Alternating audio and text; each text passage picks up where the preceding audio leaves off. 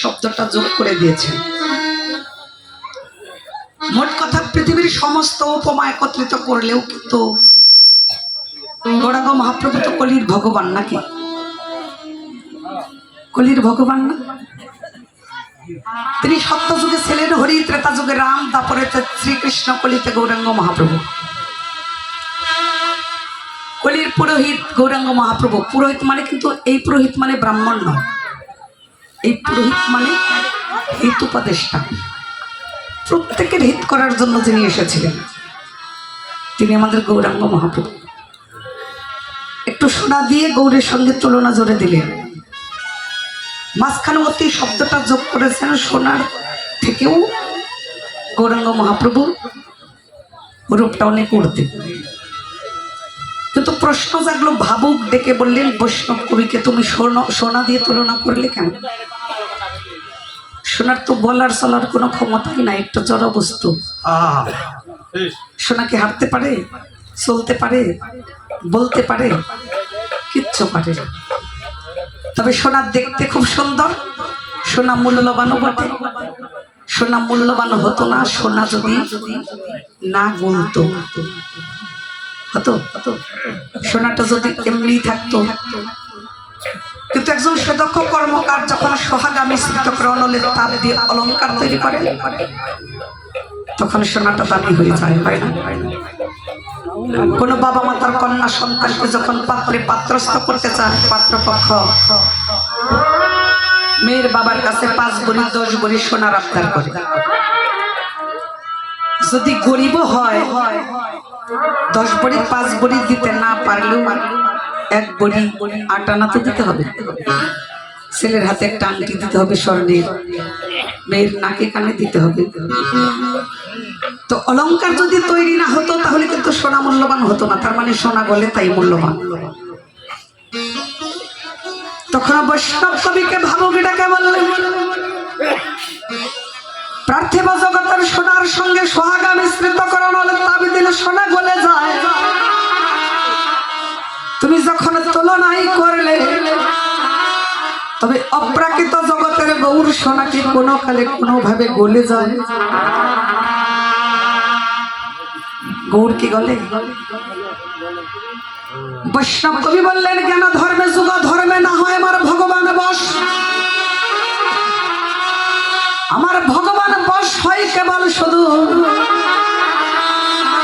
ভক্তের ভক্তি প্রেম রস। সোনা বলে সোহাগা মিশ্রিত করণের তাপ দিলে ভগবান বলে ভক্তের ভক্তি প্রেম সোহাগা পেল। এই ভক্তি থাকে কোন জায়গা? অনন্ত কোটি বিশ্ব ব্রহ্মাণ্ডের বুকে ভগবানের সব আছে, শুধু ভগবানের নাই শুধু ভক্তি। এই ভক্তি পাবার আসে ভক্তের ভগবান নিজেই পথের কাঙ্গাল হয়ে ভক্তের ভাপাঙ্গে ধারণ করে ভক্তের দ্বারে প্রান্তে দাঁড়ালেন, দাঁড়িয়ে বললেন, শুদ্ধ ভক্তি আর শরণ প্রেমে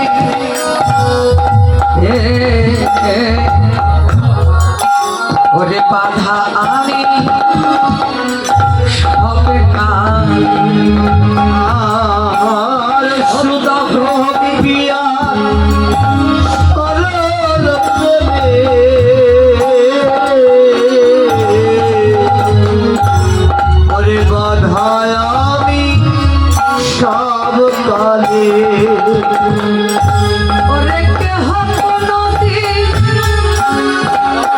ওরে পায় না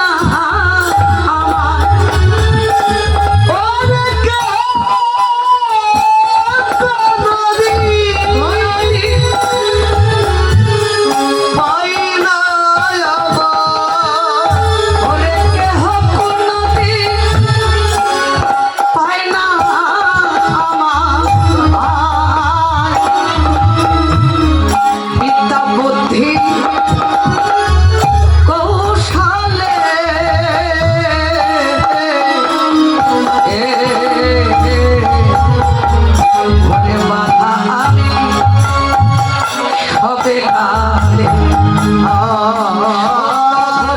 শুদ্ধ ভক্তি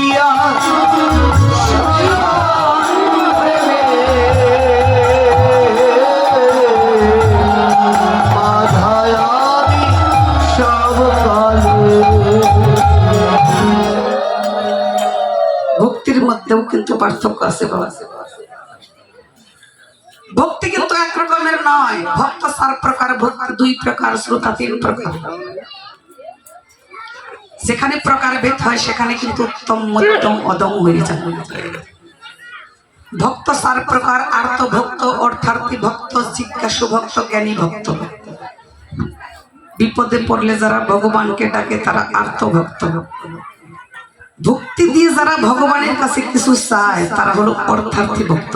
অনেকে ভক্তি দিয়ে বলে না, ভগবান তুমি টাকা দাও, পয়সা দাও, ধন দাও, সম্পদ দাও, অনেক কিছু চায় ভগবানের কাছে, তাই না? যারা কোনো কিছু পাওয়ার আকাঙ্ক্ষায়, পাওয়ার জন্য ভগবানকে ডাকে তাদের বলে অর্থার্থী ভক্ত। যারা ভগবানকে জ্ঞানের দ্বারা জানতে চায় তারা হলো জিজ্ঞাসু ভক্ত। যারা কোনো কিছু পাওয়ার আকাঙ্ক্ষা ব্যতীত শুধু একনিষ্ঠ শ্রদ্ধা ভক্তি বিশ্বাস নিয়ে ভগবানকে ডাকে তারা হলেন জ্ঞানী ভক্ত। তাহলে ভক্ত এক প্রকারের হয়। ভক্তি আছে ভক্তের কাছে জ্ঞান ধর্মে যুগ ধর্মে না হয় ভগবান বশ। ভগবান বশ হয় কেবল শুধু ভক্তি প্রেম রস। মাগো যুগে যুগে যত লীলা করেছেন ভগবান সবই কিন্তু জীব শিক্ষা। আপনারা সবাই জানেন কুরুক্ষেত্রের মাঠে যুদ্ধ হয়েছিল, তাই না? পঞ্চ পাণ্ডবদের সঙ্গে কৌরবদের যুদ্ধ হল। সেই যুদ্ধে কৌরবেরা হারলেন কেন আর পঞ্চ পাণ্ডবেরা জিতলেন কেন? গান্ধারীর শতপুত্র হেরে গেলেন কুন্তির 5 ছেলের সঙ্গে। তাহলে ওরা কি গান্ধারীর শতপুত্ররা কি প্রতিবন্ধী ছিল? এরকম কি শাস্ত্রে প্রমাণ আছে যে ওদের কারো হাত নাই, পা নাই, চোখ নাই, নাক নাই, কান নাই? তো ছিল। তাহলে পঞ্চ পাণ্ডবদের সঙ্গে কৌরবেরা হেরে গেলেন কারণ কিন্তু একটাই, ওদের ভক্তি ছিল না। ওদের কিন্তু ভক্তি ছিল না। যুদ্ধ শুরু হওয়ার আগে বাবা দেখেন ভক্তিটা কিরকম। সবারই ভক্তি আছে, তোমাদের অনেক ভক্তি আছে বাবা। ভক্তি না থাকলে এমন করে তোমরা এখানে আসতে না। তোমাদের ভক্তি আছে, নিঃস্বার্থভাবে নিজের পকেটের টাকা খরচ করে আজকের কর্ম বিরতি রেখে তোমরা এখানে এসেছো, এটা তোমাদের ভক্তি। কুরুক্ষেত্রের যুদ্ধ শুরু হওয়ার আগে, ওই যুদ্ধ শুরু হওয়ার আগে যখন কৃষ্ণ যুধিষ্ঠির মহারাজকে ডেকে বলেছিলেন, দাদা রাত শেষ হলেই তো যুদ্ধ শুরু হয়ে যাবে, তাই তুমি যুদ্ধে যাওয়ার জন্য তুমি প্রস্তুতি নাও, যুদ্ধে যাওয়ার জন্য তুমি প্রস্তুতি নাও। তখন যুধিষ্ঠির মহারাজ কৃষ্ণকে ডেকে বলেছিলেন, কৃষ্ণ আমি তো রাত শেষ হলে যুদ্ধে যাব, কিন্তু তার আগে আমি বড় মার সঙ্গে একটু দেখা করে আসি, বড় মার সঙ্গে একটু দেখা করে আসি। রাত শেষ হলে বড় মার ছেলেদের সঙ্গে আমার যুদ্ধ হবে, আমাদের যুদ্ধ হবে। কুরুক্ষেত্রের যুদ্ধের মাঠে গিয়ে যদি আর আমি ফিরে না আসি কৃষ্ণ, ওই মাঠে যুদ্ধ করতে গিয়ে যদি আমি আর ফিরে না আসি তাহলে বড় মার চরণে আমার প্রণাম করা হবে না। আমার তো হলে আমি তো যার ছেলেদের সঙ্গে রাত্রি শেষ হলেই যুদ্ধ হবে আর তার মায়ের সঙ্গে দেখা করতে যাবে, তার চরণে একটা প্রণাম দিবে। কৃষ্ণ বাধা দিলেন, বললেন ঠিক আছে দাদা, তুমি যখন বড় মার সঙ্গে তুমি দেখা করতে যাবে তাহলে তোমাকে আমি বাধা দেব না। গান্ধারী ঘরের দরজা বন্ধ করে দিয়ে তার ছেলেদের জন্য চিন্তা করছে। প্রত্যেক মাই তো করবে, তাই না? একমাত্র মায়েরাই জানে সন্তান যখন,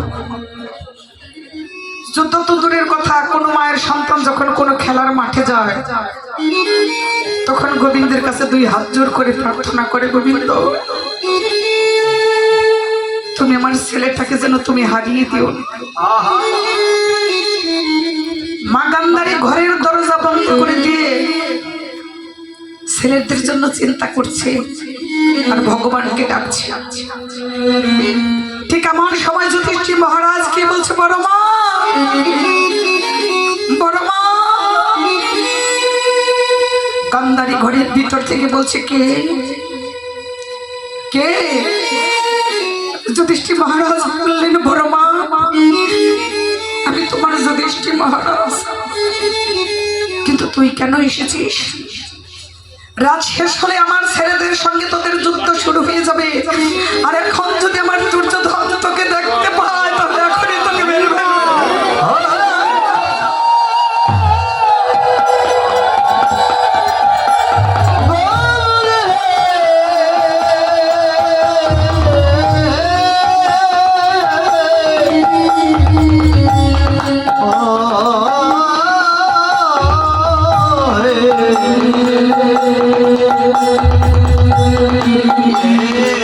গান্ধারী রেখে বলছে, তুই ফিরে যা, তাড়াতাড়ি করে চলে যা, এখনই তোকে মেরে ফেলবে। যুধিষ্ঠির মহারাজ বললেন, বড় মা, এখনো তো যুদ্ধ শুরু হয়নি। মাগো, বড় মা, তুমি যে আমার মার থেকেও বড়, তাই যুদ্ধে যাবার আগে বড় মা আমি তোমার চরণে একটা প্রণাম দিতে এসেছি। মা, আমি আর কিচ্ছু বলবো না তোমাকে, শুধু ঘরের দরজাটা তুমি খুলে দাও। তুমি যে আমার মার থেকেও বড়, তাই তোমার চরণে একটা প্রণাম দিতে চাই।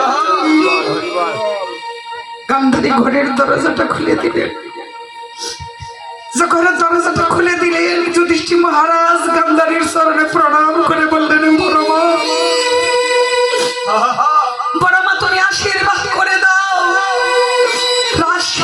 রাত শেষ হলেই যখন কুরুক্ষেত্রের মাঠে তোমার ছেলেদের সঙ্গে আমার যুদ্ধ হবে, ওই প্রথম দিন যুদ্ধ করতে গিয়েই যেন তোমার ছেলেদের হাতে আমার মৃত্যু হয়। তুমি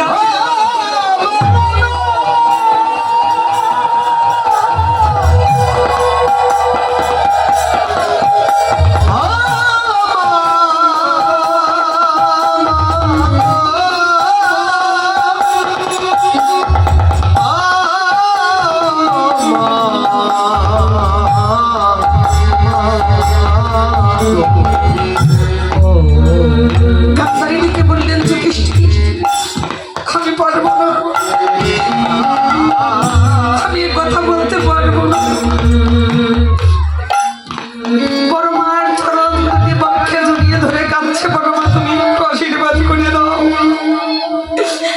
এমন করে ভক্তি নিয়ে যদি কেউ শত্রুর চরণেও প্রণাম করে, সে কি আর আশীর্বাদ অমন দিতে পারে গো? তাই মাথায় হস্তার্পণ করে সেদিন গান্ধারী আশীর্বাদ করেছিল, যথা ধর্ম তথা জয়, অধর্মের হবে ক্ষয়, যে পক্ষে কৃষ্ণ রয় সে পক্ষের কোনোদিন অপমৃত্যু নাহি হয়।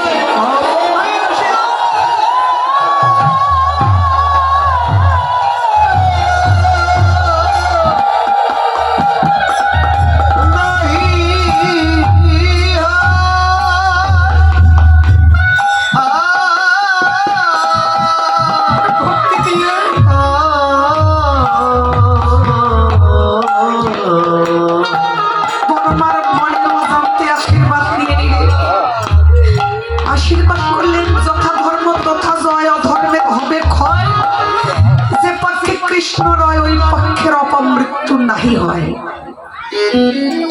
আশীর্বাদ গুরুজনের আশীর্বাদ নিয়ে নিলেন। কুরুক্ষেত্রের যুদ্ধে পঞ্চ পাণ্ডবদের সঙ্গে কৌরবদের যুদ্ধ হয়েছিল, যুদ্ধে কিন্তু পাণ্ডবেরাই জয় হয়েছিল। কিন্তু বাবা, কৃষ্ণ ভক্ত যারা জগতে তারা কি চায়? কৃষ্ণ ভক্ত তো কোনোদিন ভগবানের কাছে ধন সম্পদ টাকা পয়সা চায় না, তারা বলে ন ধনং ন জনং ন সুন্দরীং কবিতাং বা জগদীশ কাময়ে মম জন্মনি মনীশ্বরে ভবতাদ ভক্তির হইত কি তৈ।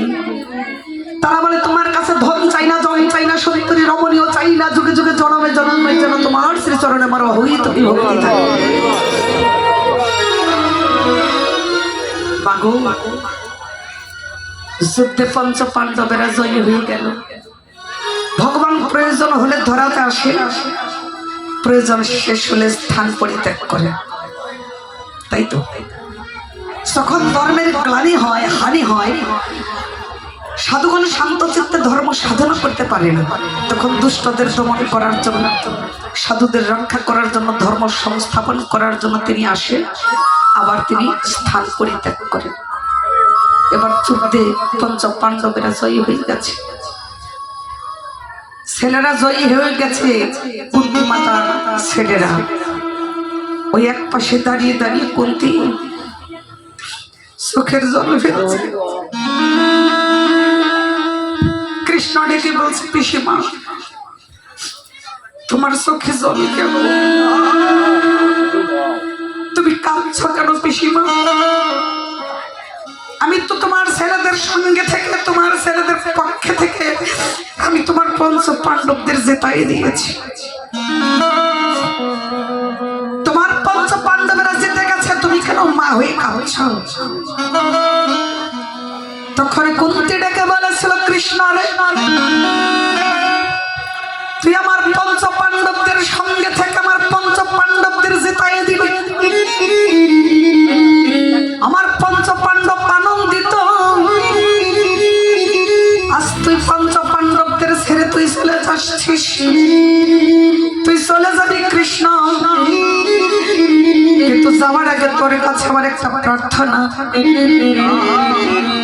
তুই আগে বল সেই প্রার্থনা তুই আমার রাখবি কি না? তখন কৃষ্ণ ডেকে বললেন, পিসিমা তুমি একবার বল। কুন্তী ডেকে বললেন, কৃষ্ণ রে, তুই কথা দিয়ে যা, আবার যদি মানব কুলে জন্ম নিয়ে আমার ধরাতে ফিরে আসতে হয়, আমি যেন প্রতি জন্মে আমি দুঃখে থাকি, কষ্টে থাকি, আমি বিপদে থাকি। কৃষ্ণ বললেন, পিসিমা জগতে সবাই ধন চায়, সম্পদ চায়, টাকা পয়সা, বিদ্যা বুদ্ধি, কত কিছু চায়, তুমি দুঃখ চাইছো কেন? তখন কুন্তী ডেকে বললেন, কৃষ্ণ জগতে যে থাকে সম্পদে তার মতি থাকে না কৃষ্ণ পদে, জগতে যে থাকে বিপদে, যে থাকে দুঃখে তার মতি থাকে কৃষ্ণ পদে। তাই তোর কাছে আমার এই মিনতি, যদি দুঃখ পেলে কৃষ্ণ রে তোমারে রে দুঃখ সাগরে